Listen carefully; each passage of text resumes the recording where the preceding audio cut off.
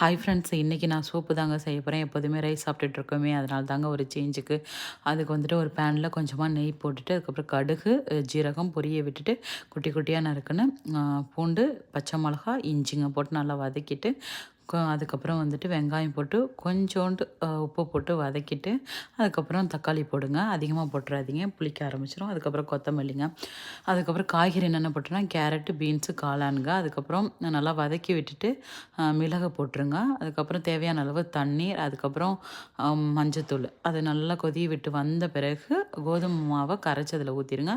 அதுக்கப்புறம் அதுவும் நல்லா வெந்து வந்த பிறகு ஒரு முட்டையில் வெள்ளை கருவை மட்டும் கலக்கி இதுமாரி ஊற்றிட்டு, அதுக்கப்புறம் மிளகு பொடி போட்டு கொத்தமல்லி போட்டு இறக்கினீங்கன்னா சூப்பர் ரெடி ஆகிடுங்க. நான் இன்றைக்கி லஞ்சுக்கு வந்துட்டு புளி இல்லாத குழம்பும் உருளைக்கிழங்கு ஃப்ரையும் தாங்க பண்ணினேன். இந்த வீடியோ உங்களுக்கு பிடிச்சிருந்ததுன்னா கண்டிப்பாக லைக் பண்ணுங்கள், ஷேர் பண்ணுங்கள். கண்டிப்பாக ட்ரை பண்ணி பாருங்கள். Thank you friends.